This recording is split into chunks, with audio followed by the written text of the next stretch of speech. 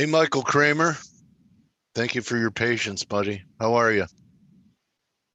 I'm good. How are you? Good, buddy. So, what's top of mind for you? Right off the bat, I'm going to hit you with it. What coming in today, pretty red across the board. Yeah. What are you telling your people? Um, so the interesting thing, I think you guys started to talk about this a little You bit. want to share your screen, Mike? Oh yeah, sure, absolutely. Okay, so we have some visual, or if you want to come on camera, No, no, that's okay. I'll freak people out too So if you come on camera. yeah, See, we'll the keep it. ghost. My hair is worth less today. It's worth less today. Yeah, because silver's down 40 cents. Gotcha, gotcha. Anyway, That's a go good ahead, one. buddy. Go Um, ahead, buddy. so I'm like you guys. I'm looking for pullback in the markets for various reasons. Um, the earnings so far this quarter have been better than Okay. expected, Yeah. but they're still showing earnings down about 2.5% this quarter so far for the S&P. Revenue is just growing basically at inflation, 5.5%. So I think from that perspective, earnings estimates for the S&P keep dropping. So you're paying 19 times earnings for basically no growth, and the inflation rate on sales, which just seems expensive to me for a market from a fundamental standpoint. Plus, you guys started picking up on some of this. I heard when I joined, with what you're seeing, today in copper prices. I Yeah. actually had written a note last night because That's major. I've been watching oil, and what's odd is that despite the cuts in Yeah. production, oil tried to break out here, and then it just totally collapsed. And I'm looking at it and I'm wondering, is it that we're just filling a gap, Again, or right. Right. or is there something else going on here? Demand destruction. Right. Is that what we're looking? I mean, if I have to look at a parallel economic force for why oil and copper would go down, it's got to be demand destruction. Well, And yeah, and that's sort of the immediate thought would be, right, is that if oil's not breaking out, given OPEC taking 1 million barrels a day off, yeah, and then you look at copper prices, and those have really acted poorly. and And there then are a lot of copper bulls out there, Mike. I mean, I see people, they're copperheads. They're like pennies, it's funny because the old I pennies. I really got into, there was a period of time where I really got into metals and mining companies. And that was when, after 2009, the first round of QE, Yeah. I was, whatever, 10 years, 12 years younger then, and much more, bright eyed and optimistic on things. And, QE certainly, made me think, well, dollar depreciation, I want to own things that are, what does Gartman say? When you drop it on your foot, it hurts. Yeah. Um, and so, the But for story. Gartman, it's his trading journal. Who is it? What's that? What he's talking about, it's his trading journal Right, that he right, drops and falls on his foot. right. Reminds him of what he did the last 10 years in the market. Anyway, Yeah, so he's always the I'm sorry, Mike. I'm through doing stand up during your but interview. No, but because we do have, the markets do seem like they're at an inflection point because they got so. I felt like we're in the eye of the hurricane with compressed ranges and real low vol and extreme complacency. And does it feel that way to you? right, and it's kind of odd because you have this whole thing with the debt limit going on, and that was a part I was going to get to in a second as well. And then of course you have US CDS, which the 1 year is trading at an all-time high. The 5 years are continuing to move higher, and yet the VIX is trading as if there's no issues in the world. Um, But what I was going to say about copper was that, the argument was that, 2009, 2010 copper was going to go to the moon. Copper's always going to the moon, right? There's never enough of it. There's never going to be and so there's always this bull case, and it just never seems to happen. But it did in 2020. That was pretty good. It did for a little bit, but I mean, where, is it really, look at where we were in 2011, look at where we were in 2006. So, I mean, from a trading standpoint, yeah, I mean, there are cases to be made, but look at the ranges you get in it. So I think, when people get overly bullish on copper, I always kind of take a step back and say, I've heard this before. And, when you start looking at, copper and breaking down, oil breaking down, and then, you add in, iron ore prices breaking down, right? And so now immediately you go, okay, iron ore breaking down, copper breaking down, oil breaking down, this is a sign of something going on in China, right? Who are the biggest consumers of copper, iron ore, oil? It's China, right? So then, you immediately start looking at these indexes, and I heard you guys talking about it, CSI 300, at a critical level of support here. I would say right around this 3930 region, right? So that's not looking very good. You have the Shanghai Composite also at a critical level of support here, 3,222. And then, of course, you can see, HSI. I used to be an international trader for equities and domestic equities at one point in my career. So I'm very attuned to what's happening in these foreign markets. Hong Kong, huge rebound off the lows, really just sort of failed at a key resistance level up in here and looking awfully, weak at this point. And then you throw in, South Korea, again, getting hammered the last couple of days. False breakout. Yeah. Right. You got up to a very big point in time here. You broke down. I look at the Kosdaq too. Major reversal taking place there. So what I'm watching for here is, how does Australia respond to this? Because Australia, obviously a big trade partner with China, obviously export oriented, heavily into commodities, iron ore, big producer of copper. So if there's going to be an issue, it's going to show up in Australia at some point. And the reason why I care about Australia is because it correlates with the Dow China. very, that's the Dow Jones Industrial and the Australia 200, right? Okay, because the Australian, currencies are our bailiwick here, and you've had strength in euro and cable, and the weak sister against the dollar has been the commodity currencies, Aussie, Kiwi. Right, and I've also been watching the Aussie dollar, Japanese yen cross as well. This is also a pretty good risk on, risk off gauge. And so, it's starting to look like maybe there's some of this, hope that China was rebounding and this China reopening play seems to be losing some of its luster.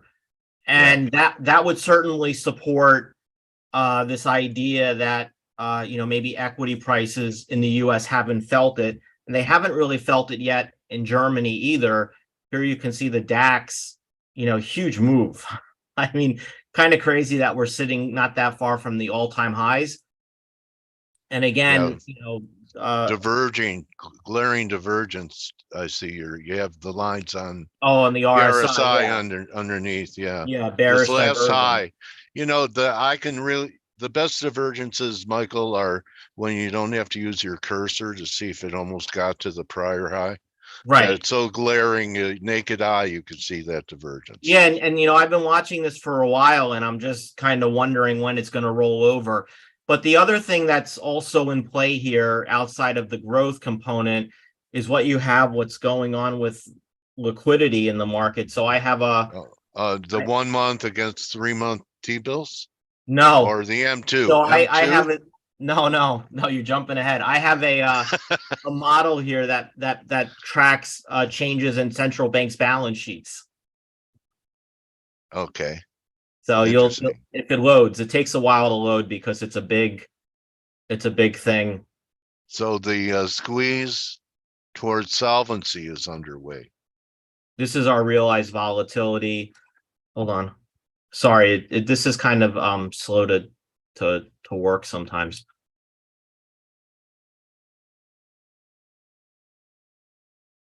Here it is. So here's your DAX. but I'll put in Yeah. the S&P because we're talking about US.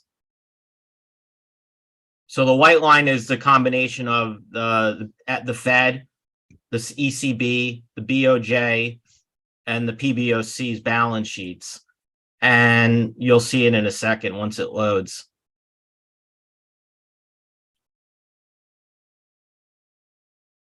Oh, this is just the Fed balance sheet. I wanted to show you this one first, though. There it is. So you see the relationship between the two? Yeah. I think it's pretty easy to see. The white line being the global balance sheets, the blue line being the S&P. Yeah. And what's more notable here is that you've seen there's been a divergence between the liquidity on the balance sheets and the divergence with the S&P 500, right? And so it usually tends to trail that by just a little bit. So again, this is another reason why I'm thinking the markets have some to fall here. When we look at just the Fed balance sheet, this is what I'm tracking here are reserve balances, right? Which are a measure of excess liquidity sort of held at the banks hold at the Fed.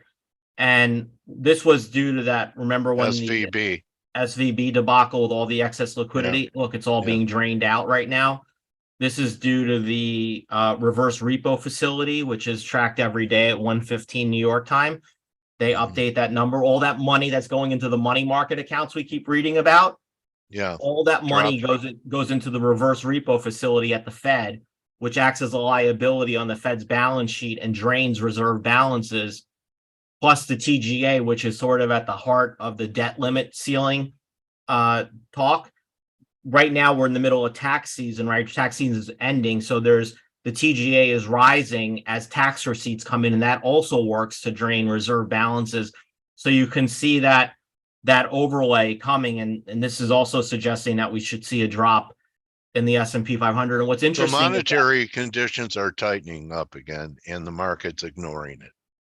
Well, yeah, it's eventually gonna have to notice it, right? Because eventually that liquidity is going to leave the system, and then it will have to tighten up. This is Bitcoin. Bitcoin's a little more sensitive to it, and you can already see that the correction in Bitcoin has already started to some degree. Yes. Yeah. Oh, yeah. To a pretty and good so degree. what I've been doing a lot is watching Bitcoin, not because I believe in it. I'm not a believer in cryptocurrency. Do you trade it though? No, I don't go anywhere. I don't go anywhere near it. Okay.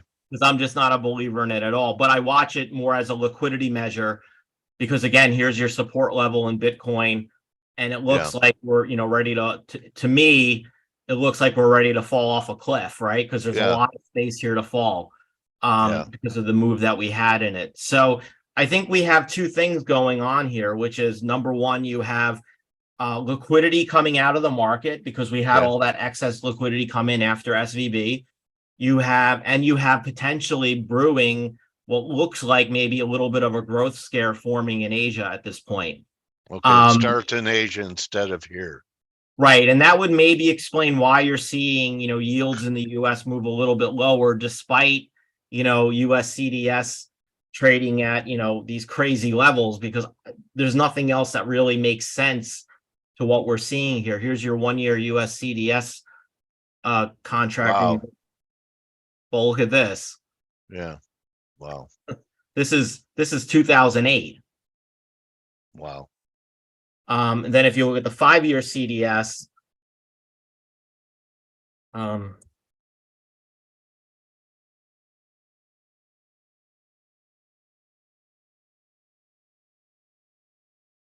you go back. Oh, that's the wrong one. I'm sorry. That's a high yield credit spread. Yeah, those spreads haven't blown out yet. No, I'm waiting for that to happen, but here's your US 5-year, right? So we're right here. This is your 2011, debt downgrade from the S&P. Debt the first time we had it, then here's 2008, 2009. So again, you can see very elevated levels here. And what's surprising is that, the VIX typically moves along with this to some degree. It's not a perfect relationship, but I mean, you can certainly see that when we got, elevated, CDS on the VIX was tended to have these little move higher. And you're just not seeing that at this point yet. It's actually just melting and Going the going opposite way. direction, Yeah. which Yeah. makes kind of no sense. Yeah. And that's largely because you've had this, drop off in realized volatility because we're in such a tight trading range. Now, what I think is happening or going to happen is that you're seeing, this realized volatility sort of stop falling, which is putting a floor in the VIX. And then eventually, if we can, you get the market to sell off a couple of days, 40, 50 basis points, so realized volatility is going to start rising again, and that's going to start putting a bid back into the VIX. Okay. As far as yields are concerned, Mike, can you pull up the TLT? Yeah, Do you follow it as a proxy? I do. I was actually on what's that show called? Making Money with Charles Payne. Okay. And we were talking about it. Making money is such a pain. No, with Charles Payne on the Fox. Oh, I was just kidding. So anyway, I look at this as a huge ascending triangle with a breakout at 109. And then last week it looked like, So that wasn't going to happen. How would you draw it, like this? You could draw it off the bottom of October to those back two. here. And then a flat line on top. Right. Yeah, like that. And you have an ascending triangle. You probably shouldn't do anything until it breaks out over 109. But doesn't that look bullish to you? Like it could turn into something bullish? It could. What's interesting, though, is that I don't know if you follow Robert Prechter at all. I used to. Well, his Elliott Wave International, I subscribe to that, and I read it every, when they put out their alerts. And they actually have this as labeled as a 4 with a 5 coming down. Okay. Which is interesting, right? Yeah. And well, I just read that their COT report shows the largest massive short position on the long end of treasuries. On the 30-year? I think so. Let's see. Because you know what? This stuff I'm finding is not and the reason I was looking at this one before, I don't remember where I saved it now. Oh, the reason why I was looking at this before is because everyone keeps talking about the largest short position in non-commercials in the S&P. And you can see that on the net, it is, but not on gross, right? The reason why this number is so low is because the longs are just leaving the market. That's what it feels like. Well, that's what it is, right? The compressed ranges. Yeah. Yeah. And we look at let's look at the cotton, see what it is for the hold on. I think I just saw that news yesterday. I don't think it's hedge funds. Hedge funds are as short, that's a narrative you hear. They're more short than ever. So the bond future. So the net, well, you can see the shorts, 185,000 shorts.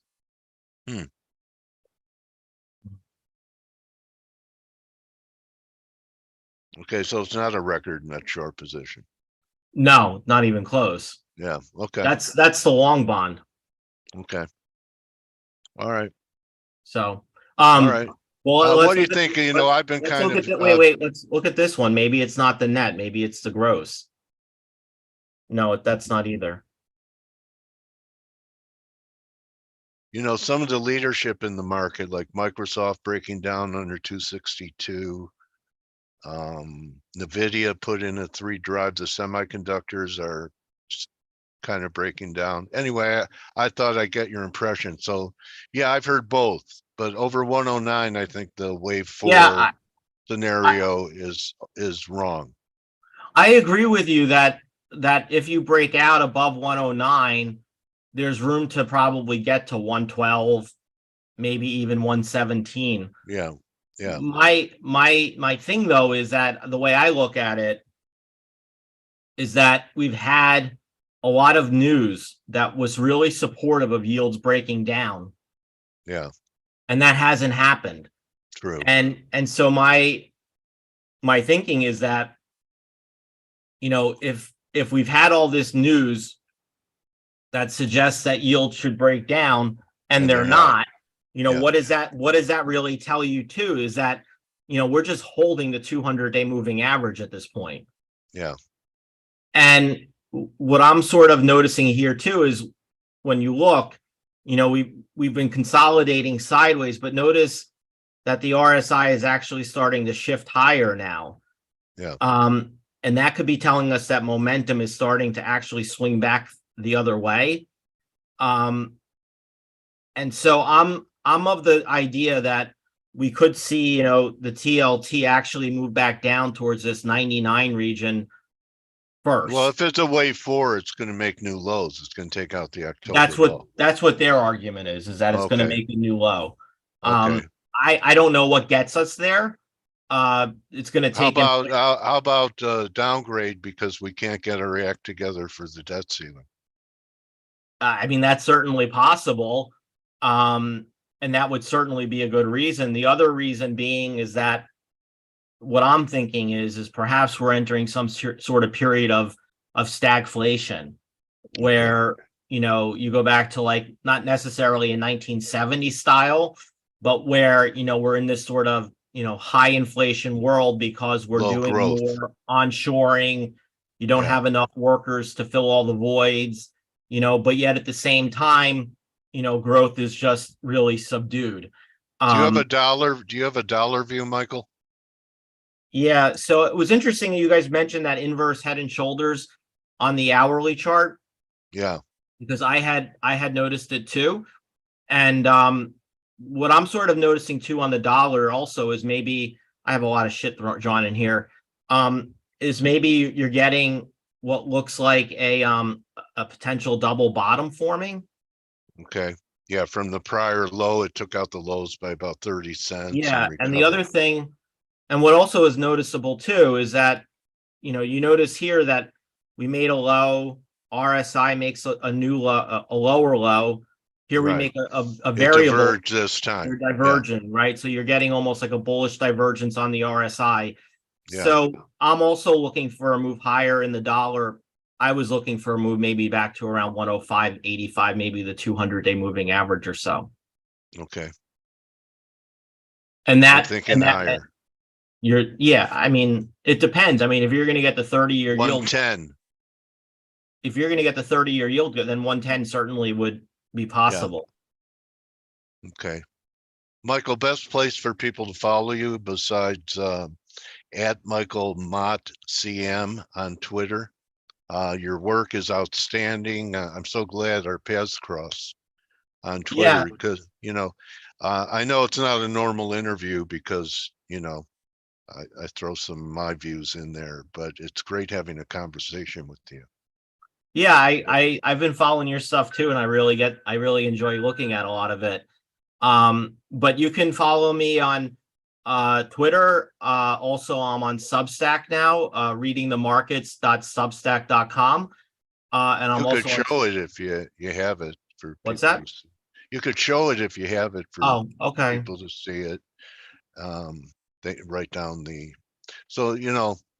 Michael's got a great eye, and what I like about his work is, and people's whose work I really like, he looks beneath the surface for these relationships and things that. So I was writing about this last night. A global slowdown may be on the horizon, and I was specifically I started to hammer in on this oil trade, the copper, the China trade, and what this all may be, kind of meaning and leading into.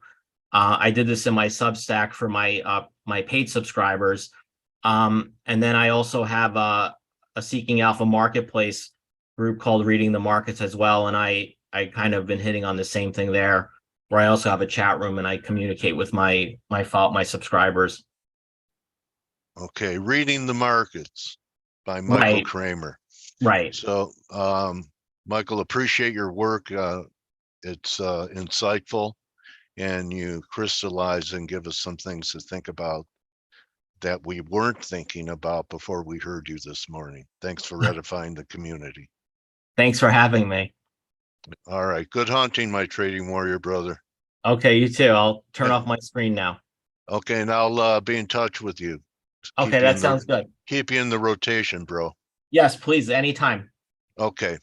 So Michael Kramer, everybody. Hope you enjoyed it. You could join the team. Follow him at Michael Mott, MOTT CM, right there on Twitter. And you could join the team in 16 minutes on the Morning Edge. Good hunting, everybody. Michael, they enjoyed you.